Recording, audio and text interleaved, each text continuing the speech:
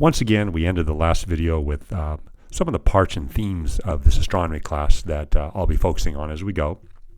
Sort of had two columns here, and one of my funnest ones here to help you become a better camper by familiarizing you with the night sky, which we'll do. Anyway, going on, a couple times now, both in the first video, I mentioned something about these things called the questions. So what am I talking about? Well, if you look on Canvas once again,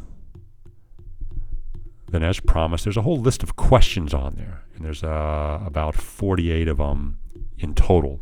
And you can see what I'm talking about. Like, we first asked the question, what's the difference between astronomy, astrophysics, astrology, and astronomology? Things like, how are rainbows formed? Why is the sky blue? Why are sunsets red? Why is the sky and the moon black? Why are telescopes advertised by their power? You know, things like that. And so these are questions that I'm definitely going to be putting on the final exam and will be answered sort of one by one piecemeal as our video lessons go on. And so when I'm doing a video, I might say something like some reference to like question number 7. And when I do that, you'll want to have this sheet sort of out and ready to go, because I might just start talking about what is a mirage and how does it form. So the answers to these questions will definitely come out in the videos as we go. So as I sort of record these videos and have them, I have this document here printed and put in sort of a clear paper protector, so I always have it ready for me. I can always refer to the question. So I'll, question number 3, question number 9, you'll see that come up as we go through the quarter. Lastly then, or almost lastly, there's a couple of books. This is one of my favorite books on astronomy, How to Read the Solar System. It'll be the primary one that we'll be reading here. You could definitely find it online for less than $20. I absolutely don't like very expensive textbooks at all, so I try to keep things very cheap. You can find sort of an ebook copy of it, so you can view it just immediately on your laptop or your phone or your Kindle or whatever you happen to be using here. And there's another free OpenStax astronomy book that I sort of put in the syllabus as well that you can sort of read through as reference if you like, but there's no required reading out of this one. So it'll be sort of like more or less 2 books, but this one right here is definitely the required one. And this is the kind of book that I hope you like, because it's just sort of sold at the bookstore. It's not a really stuffy science book, but it's a very enjoyable reading book about astronomy. Very enjoyable book to read.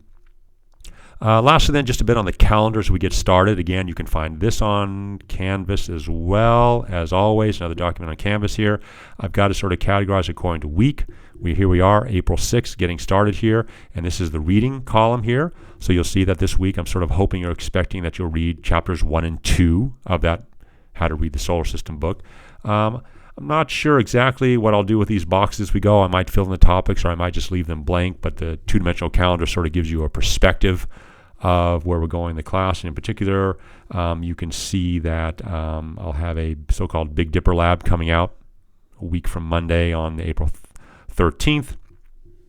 We'll have our first exam on April 12th. That's basically the Thursday of week 3. And this will be where you have to sort of do something with the rest of the class. Like, I'll offer the exam again on Canvas, be an online exam through Canvas, so it's online through Canvas here, but I will only be offering it on April 23rd, Thursday, from 2 to 3 p.m., our normal class time. So just make sure you're ready for this and you're available, because it won't be offered at any other time. And also sort of what's not on there, maybe it should be, but it's definitely on the syllabus. I'll put these little stars in here, but definitely every Monday at 12 p.m., that's what these deadlines refer to here, homework is always due. And I hate to keep sounding like a broken record, but the homework is on Canvas as well. Usually multiple choice questions that have to do with the reading primarily, to make sure you're keeping up with the reading. That's always due on Monday. And also what's due Monday at noon is any credit for videos that you can get by checking on the app. Like, for example, I'll just sort of circle any videos that are due this week. You're supposed to be watching this week. If you want the credit for them, you have to watch them basically by this Monday as well, or shorter. I'm not exactly sure, but always make sure you check the deadlines on the videos, because I want to keep those rolling, and I want to make sure that they don't pile up and you just start to watch, several hours of videos the day before the exam. So anyway, calendar's online. Let me know if you have any questions about that. Lastly, on the syllabus here, where the credit comes from, basically the credit for watching the videos is 15%. You can see Quizable here. That's not exactly what that's supposed to say. These are sort of the Canvas questions. Once again, you'll have your 3 midterms, your final exam, and then those labs will have you doing. That's sort of where your course credit will come from.